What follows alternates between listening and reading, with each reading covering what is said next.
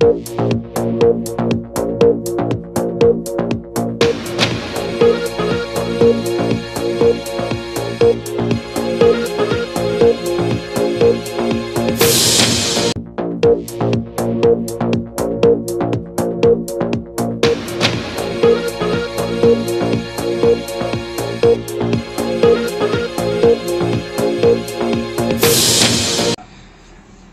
রাজ্যে বিরোধীদের বিরুদ্ধে মামলা হয়, বিরোধী নেতৃবৃন্দের বিরুদ্ধে মামলা হয়, যে বিরোধী শক্তি হোক, দল হোক না কেন, বিজেপি তো বটেই।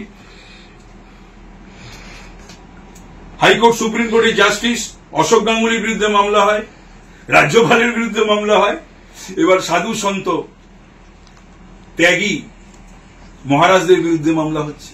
সেটাও বাংলা দেখছে, দেখবে। হ্যাঁ, আপনি যখন বললেন রাজভবনের কর্মীদের কিন্তু সমন পাঠানো হচ্ছে, বললাম তো বাকি আর কি রয়েছে, যা করার এরা করুক। বাংলার মানুষ দেখছে, শুনছে, এরপরও এরা বাংলার মানুষের ভোট আশা করে। এটা কোনো কথা হলো? রামকৃষ্ণ মিশন সারা বিশ্ব জুড়ে রয়েছে। আমি বেশ কয়েকটা জায়গায় গেছিলাম, তারা হিন্দু সনাতন ধর্মের রামকৃষ্ণ পরমহংসদেবের বাণী প্রচার করছেন, লেখাপড়া, মানুষের চিকিৎসা, সমস্ত কত সেবামূলক কাজ এই রামকৃষ্ণ মিশন করে থাকে। ভারতবর্ষ এবং ভারতবর্ষের বাইরে ভারত সেবাশ্রম সংঘ করে থাকে, ইসকন করে থাকেন। সেই রামকৃষ্ণ মিশনকে আক্রমণ করেছেন মুখ্যমন্ত্রী। তাদের জমি মাফিয়ারা দখল করে নিচ্ছে দক্ষিণী ফিল্মের কায়দায়। ভারত সেবাশ্রমকে আক্রমণ করা হচ্ছে, সাধু সন্তদের আক্রমণ করা হচ্ছে। প্রতিপক্ষ কি তাহলে বিজেপি, কংগ্রেস বা জোট নয়? প্রতিপক্ষ কি সাধু সন্তরা? রামকৃষ্ণ মিশন, ভারত সেবাশ্রম সংঘ এবং ইসকন। এবং তিনি রামায়ণ, মহাভারত, বাইবেল, কোরআন এর সম্পর্কে বলছেন। আমি তো ভাবতে পারছি না উনি কি বলছেন। এবং ওনার আশেপাশে যারা থাকেন তারা ওনাকে এগুলো বলতে বিনয়ের সঙ্গে নিষেধ করতে পারছেন না, যে তার কাহিনী, তার উন্নয়নের কাহিনী শেষ হবে না। রামায়ণ, মহাভারত, বাইবেল, কোরআন শেষ হয়ে যাবে। কি বলতে চাইছেন উনি? এটা বাংলার মুখ্যমন্ত্রী মুখনিসৃত বাণী ভাবা যায়? তড়িঘড়ি মহারাজের বিরুদ্ধে মামলা। আপনার পাড়ায় আগামীকাল মুখ্যমন্ত্রীর সভা, একদম আপনার বাড়ির কাছে, এবং আমার বাড়ির পাশে হচ্ছে। আমি আপ্লুত, আমি গর্বিত যে বাংলার মুখ্যমন্ত্রী আমার বাড়ির পাশে আসছেন মিটিং করতে। এবং যে জায়গাটা মিটিং হচ্ছে ওখানে কখনো এর পূর্বে এরকম মিটিং হয়নি। 3 দিন ধরে বাস বন্ধ, 2টি রাস্তা বন্ধ। 2টি কেন বলতে গেলে বড় গাড়ি তো চলাচল, আমার স্ট্রিট বউবাজারের মতন একটা গুরুত্বপূর্ণ 2টি রাস্তা, ওইদিকে শিয়ালদা যাওয়া, এদিকে। যাই হোক, বাংলার মুখ্যমন্ত্রী তিনি করতেই পারেন, আর তিনি চাইলে না বলার কেউ আসেন নেই। তবে আমি খুবই খুশি, আমি আপ্লুত যে মাননীয় মুখ্যমন্ত্রী শ্রীমতী মমতা বন্দ্যোপাধ্যায় আমার বাড়ির পাশে মিটিং করতে আসছেন। কিন্তু এটাও পাশাপাশি বলে রাখি, কয়েকবার উনি এসেছিলেন আমার কালী পুজোতে, নিজে থেকেই এসেছিলেন। আবার সুদীপ ব্যানার্জির অনুরোধে তিনি আসা বন্ধ করে দিয়েছিলেন। গিরিশ পার্কে আসতেন, জানবাজারে আসতেন, আমার পুজো তার মাঝখানে পড়ে, আসতেন না। পরে আবার গিরিশ পার্কেও আসা বন্ধ করে দিয়েছে, কারণ সেটা আবার পরবর্তীকালে বিদায়ী এমপি নিষেধ করে দেয়। তো এগুলো নিয়েও কিন্তু অঞ্চলের মানুষ একাধবার তো পেয়েছেন ওনাকে। সে উৎসবেতে তার আসা বন্ধ হয়ে গেল, তিনি আসেননি। তো সুতরাং এগুলো কিন্তু আমাকে বলছিল কয়েকদিন ধরে, আমাকে আমার অঞ্চলের মানুষেরা 48-এর, 40-এর, 50-এর, 49-এর তারা বলছিল। আমি বললাম কি করা যাবে, উনি যদি না আসেন তো আমার কিছু করার নেই। যাই হোক, উনি এখানে মাননীয় মুখ্যমন্ত্রী, আমি যেখানে প্রতিদ্বন্দ্বিতা করছি। যে সংগঠন এখানে, সেটা কি কোথাও এই প্রসঙ্গে না, আমি দুটো কথা বলবো এই ব্যাপারে। এই ব্যাপারে আমার দুটো কথা বলার, যে মমতা ব্যানার্জির উচিত ছিল সুদীপ ব্যানার্জিকে বলা, আপনি সংসদীয় দলের নেতা, একজনেরও হয়ে, একটা প্রার্থীর হয়ে বাইরে মিটিং করতে গেলেন না।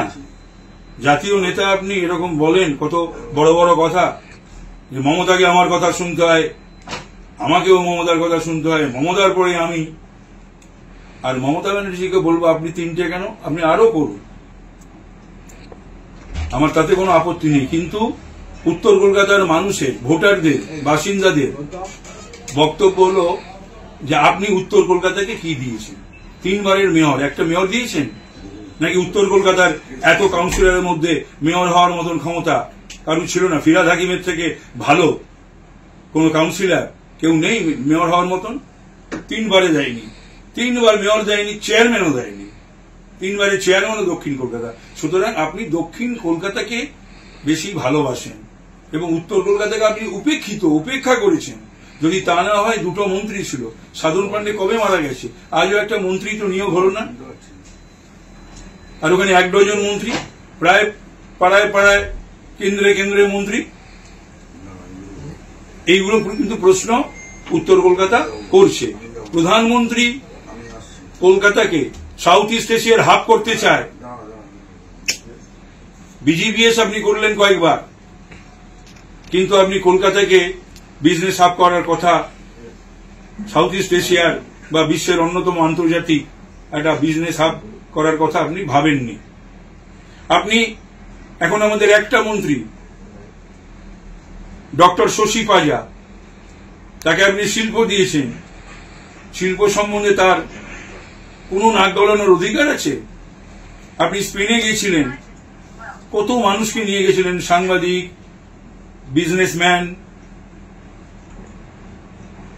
শিল্প দপ্তরের লোকজন, সিকিউরিটি পার্সোনেলস, কিন্তু আপনি শিল্পমন্ত্রীকে সঙ্গে নেননি। তো সুতরাং কম বেশি উত্তর এবং সকলেই এই দলে উপেক্ষিত। সুতরাং এই জবাবগুলো তো মানুষ চাইবে। আপনাকে তো বলতে হবে যে আপনার সাংসদ উত্তর কলকাতা নিয়ে একটাও প্রশ্ন করেননি কেন 5 বছরে। আপনাকে তো এটাও বলতে হবে যে 10 বছরে আপনার সাংসদ এমপিল্যাডের টাকা খরচা করতে পারে না কেন।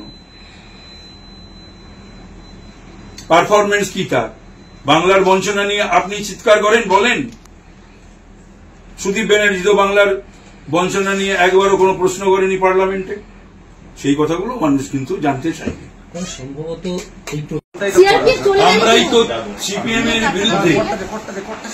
আমরাই তো সিপিএম এর বিরুদ্ধে,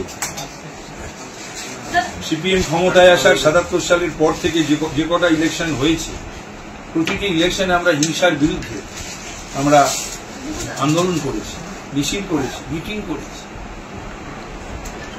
অবস্থান করেছি, অনশন করেছি। আজকের মাননীয় মুখ্যমন্ত্রী, সেদিনের বিরোধী নেত্রী, তার তো স্লোগান ছিল no I card no vote,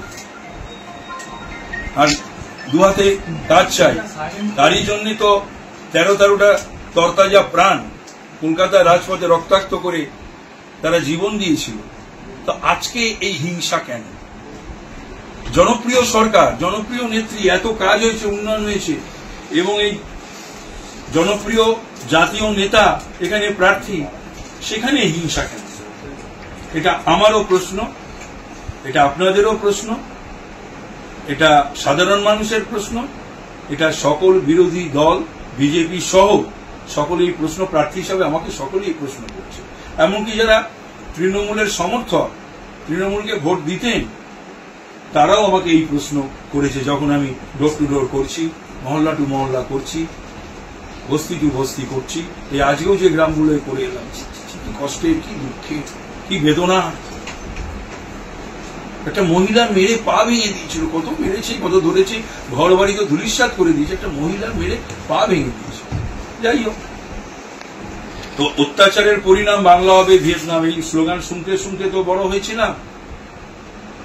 অত্যাচার কোনোদিন শেষ কথা বলে না, অত্যাচারীও শেষ কথা বলে না, শেষ কথা বলে গণদেবতা জনগণ। সিআরপিএফ চলে গেলে কি হবে, এটা কিন্তু একটা সিআরপিএফ চলে গেলে কি হবে? সিআরপিএফ চলে গেলে বাংলার মানুষ রেজিস্ট করবে। সিআরপিএফ যতদিন থাকার দরকার সেন্ট্রাল গভর্নমেন্ট বুঝবে, তাদের একটা দায়িত্ব রয়েছে ভারতবাসীকে প্রোটেক্ট করা। দুর্দান্ত শট, অবিশ্বাস্য অবিশ্বাস্য, যা দেখি নিজের চোখে বিশ্বাস করতে পারছি না। এক কথায় অনবদ্য। বোলার হতবাক হয়ে গেছেন, দর্শকরা চমকিত। ভারতীয় টিমের দুর্ধর্ষ পারফরমেন্স। ভারতের একটি অনবদ্য ইনিংস, ভারতের প্রতিটা ইনিংস দমদার।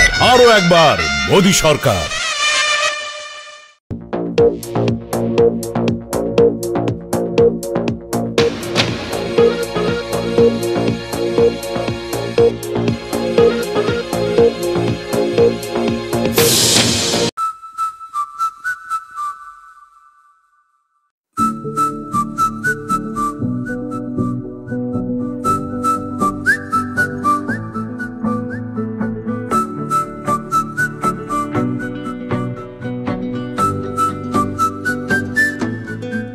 नई नजर से चल दुनिया परखें, जहाँ तेरा गलत ना मेरा सही हो। सोच को अपनी छूने दे अंबर, जैसे हवा में एक पतंग उड़ रही हो। तू बदले तो ही बदले जमाना, औरों से पहले खुद को ये समझाना।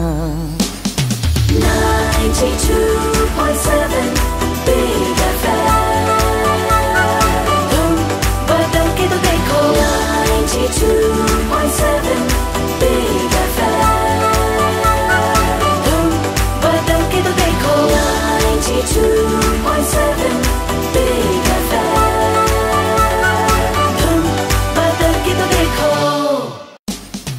92.7 Big FM, तुम बदल के तो देखो।